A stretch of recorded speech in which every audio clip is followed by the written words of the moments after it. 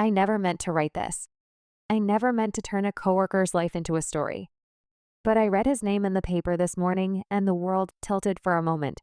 Simple as that. A column of black type, a small photograph, and the quiet headline that said he was gone. Jeremy. For months after I left that sales floor, I told myself I didn't need to keep in touch. Life had a way of expanding and swallowing people whole. It was just the world's rhythm. And yet, when I held that paper on my lap, I felt an odd, hot weight in my chest, the exact weight, in a private way, of a man who used to take up more space than anyone else in the room. Not because he was an easy headline, because he was human, because he had promised himself someday. If you had worked with Jeremy, you would remember, first, his laugh, the kind of big laugh that made people laugh back even if they didn't understand the joke. You'd remember how he told stories the way other people catch butterflies, gentle and wanting to keep them safe. You'd remember the way he lit up talking about his daughter or his grandson, how his voice would soften, as if he was handling something delicate and bright. He loved to boast about the kid, and when he did, the office quieted down like a crowd watching a small miracle unfold. We worked in a loud kind of place, semi-sales, semi-chaotic. Calls pinged, managers came and went, and the numbers under your name had teeth. The building smelled of toner and cheap coffee. It was a place that shaped people into habits, optimism, cynicism, the art of pacing yourself. Jeremy was the person who refused to be shaped into cynicism. He was enormous, and I mean that in every sense of the word. Not only his body, which towered outward, but his presence, his appetite for life. He wore his size like an honest thing, not an apology. When our department launched that ridiculous weight loss challenge, there was the usual half-jokey, half-determined energy. People pinned ribbons to their monitors and set alarms for lunchtime walks. Jeremy proclaimed himself the mascot before anyone else could, eyes dancing. "You better not be the one winning our team, young one," he told me once, wagging a finger, and I laughed because what else do you do with someone who refuses to be small? He made the competition less threatening by being proudly ridiculous about it. He'd call out the names of people who were on the leaderboard, as if it were a comedy routine. But there was a beat beneath his performance, the same quiet beat any of us had on that floor. He was trying. He had tried, in fact, more than most of us could imagine. He'd had gastric bypass surgery. He'd tried the medications that were the latest miracle on glossy brochures. He'd lose weight. The numbers would move on the scale, and then life would tug him back, appointments missed, appetite returning, the curve of things he carried weakening him in ways we didn't tally on spreadsheets. To him, the surgeries and pills were not weakness. They were options, instruments in a long fight. He never hid the failures. He joked about them. He called his body stubborn and gave it a human personality, like an old friend they both loved and exasperated. He joked about dreams, too. The green truck was his favorite. He described it in obsessive detail. A lifted truck, paint like new leaves in sun, tires that made mud resemble taffy under their tread. He'd talk about the lakes, about the perfect fishing spot he remembered from his teens that you could only reach if you could hump a cooler and sit along while in a narrow boat. He wanted to take his grandson there and teach him how to rig a line, how to wait quietly until the water took what you offered. He spoke of the first time his grandson would say, "Grandpa, show me," and his face would go soft as a candle flame. Those stories were his lifeline. People who live with limitations tend to build elaborate futures, not because they drown the present, but because they need something bright at the end of the tunnel to pull them. For Jeremy, someday was not a shrug. It was a plan he spoke out loud like an incantation. At work, he did his best to be as useful as he could. He had a memory for clients the way some people have a memory for faces. He remembered the names of pets and shelves where a customer preferred their olive oil. He could coax a hesitant client into a deal with the kind of warmth that made you believe you were talking to an old friend. He could smooth a flare-up with a customer in 5 minutes and make it feel like an apology had been given and received. And in a business that runs on frictionless relationships, he was gold. He helped new people find their feet. He showed up for the small disasters, the ones that feel huge at 10 a.m., a software glitch, a flustered client, a spreadsheet gone rogue. He was the kind of man who made a team function because he invested not just work but attention. Attention is costly, and Jeremy spent it like a philanthropist. If you were new, he favored you. He loved the idea of people starting fresh. He liked to exaggerate the value of new starts. You get all the best mistakes, he'd tell Nancy and me on our second week, because you get to make them learn and then pin the lessons on the wall. That's the best kind of education. Don't be stingy with yourself. It felt paternal in a soft, generous way. There were quieter things, too, that edged at the mood of the office. When Jeremy would finish a call or a meeting, he'd take a breath like someone who had used up a little reservoir. Sometimes he'd rub his knees or his back, or he'd take a seat on a stair landing instead of walking up one flight with us. He would joke through the pain, and we'd laugh and go do our quotas, but the undercurrent never left. A person keeps a physical ledger. It writes itself across the curve of days. We watched that ledger in the same way we might watch a weather pattern on screen, distant, interesting, but not always our storm. Months went on and our office world flipped like a coin. People left. People were promoted. The calls kept coming. I left that job eventually. It was a common story in semi-sales environments. You learn quickly not to take the turnover personally. You tell yourself you'll keep in touch. You don't, because the new job absorbs your hours. I told myself I'd see Jeremy again. He'd always float back into my social feed with a photograph of a boat or a pulled-in fish. We're all busy. Life is busy. We make excuses like armor. Then the newspaper cut into my morning like a siren. Not the whole paper, just a quick scan. A routine move because sometimes that classifieds page is the only place you'll see a small local obituary. I skimmed. There it was. His name, 3 lines, a small photograph of that laughing face I remembered. My coffee went cold, and I read the words twice because the brain sometimes demands a second reading to accept a finality. He had passed, mid-40s, survived by his daughter and grandson, remembered fondly for his warmth. I sat still, like the chair under me had become glued to the floor. For a second, the office noises of memory, ringing phones, the hum of fluorescent light, the rustle of paper, came back to me and then vanished all at once. A thin, terrible question crept in. Why had I stopped trying to be part of this man's life? I hadn't thought of him as fragile. He wasn't.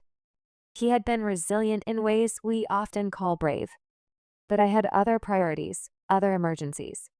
I had a promotion waiting, a move to plan, a relationship to nurture. They were not small things. They were important. But the obituary felt like an accusation. We had all been holding our breath for his someday, while he lived in the present as best he could. Was it selfish to carry on with our plans and let his promises float like paper lanterns drifting into a night sky? Grief is a strange beast. It does not always arrive with sobs and keening. Sometimes it arrives as a sharp practical regret. I could have called. Sometimes it arrives as a dull ache, an empty pocket where a voice used to be. I found myself making decisions in those first hours that were surprising. I called the number in the obituary anyway. Not to his family, I didn't have their numbers, but to the line listed for condolences.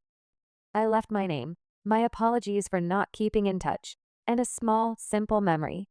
The way he'd once handed me a bottled water after a day of back-to-back calls and said, with the kind of solemnity that meant more than a joke, drink. Hydrate. You're worth it. Within a day, someone from his office called me back. It was Jean, who had worked by the copy machine and always kept her desk too organized. We're having a small gathering for him, she said. His daughter invited coworkers. We'd like to see you there if you can make it. I almost didn't go. I had a new contract to look over and 1,000 reasons to stay home. But the grief made decisions feel urgent and small in a way I didn't expect. I put on a neutral shirt, scrubbed my face, drove across town, and parked in a lot that smelled faintly of rain. The gathering was quiet and awkward and almost beautifully human. People clustered in groups like magnets that didn't quite touch. The daughter stood under a tent, and she looked like him in a circumference of lightness. The same smile. The same way she tucked her hair behind an ear when she laughed. The grandson was there, small and bewildered, clinging to a woman's hand. People told stories that doubled as apologies. People laughed and cried in quick, interleaved breaths. The air tasted like wet grass and funeral coffee. I listened to old clients speak about him like he had been a lighthouse. He called me on my birthday. "Remember? Happy birthday, partner," he said. Another client's voice broke. He saved a deal for me when my nerves got to me, and I could hear gratitude that sounded like a small bell. There was a hush when his daughter spoke. She told us about his body, yes, but she spoke of his spirit, of the fishing trips he'd dreamed of and the times he'd shown up to cheer her on at late-night shifts. She told a story I'd never heard. How, as a child, she'd wrapped him in a blanket and declared he could be anything: a fisherman, a truck driver, a dad who would show her the lake, and how he had taken the declaration seriously every single day since. When it was my turn, I stumbled over my words because remorse is not eloquent. I told a story about a day when a client was rude and I was about to fold, and Jeremy had come over and told the client a joke so ridiculous and kind that the client laughed and signed the deal. I told them about his green truck and how he wouldn't shut up about mud and water, the way he spoke about his grandson like he had folded him into a pocket of time. I said I was glad I came. People were honest at that gathering.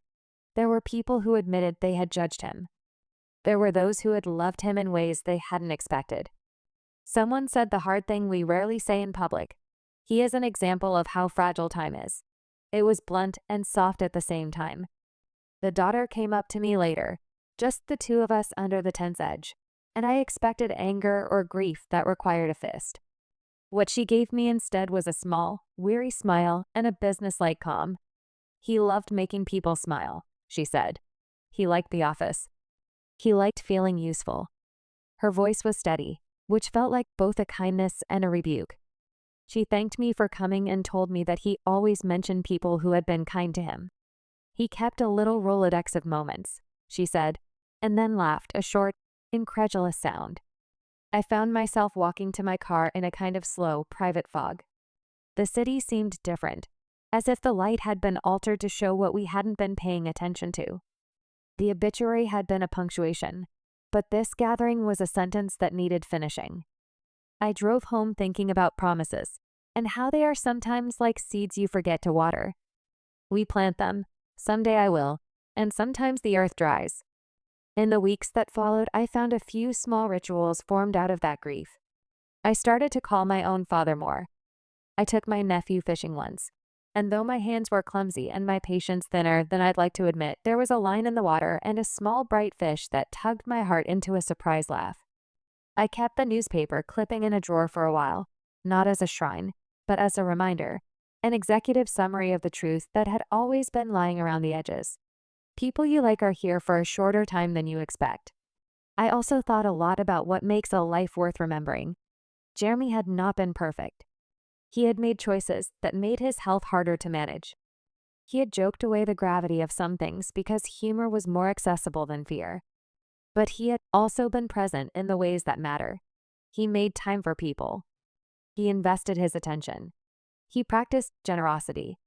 You could argue that was enough or not enough, depending on your moral ledger. I decided it was enough to teach me something I didn't want to unlearn. There's a brutal honesty to regret that is useful in its way.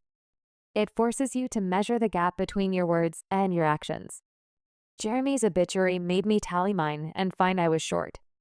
Maybe he would have done things differently if he'd had a roadmap that fit or a village that could sustain him. Maybe he'd have found a miracle or a better doctor or a different kind of support.